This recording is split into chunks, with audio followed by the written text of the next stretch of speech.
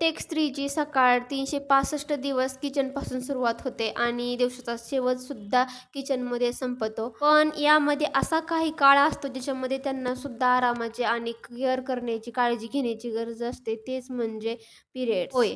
त्याच गोष्टीबद्दल बोलते, ज्या गोष्टी बोलण्यासाठी स्त्रिया बऱ्याच लाजतात किंवा त्यांना ऑकवर्ड फील होतं आणि खरं जे सत्य आहे ते आहे. ही प्रत्येक स्त्रीच्या आयुष्यात घडणारी गोष्ट आहे. तर त्यात मी काही वेगळं बोलत नाहीये.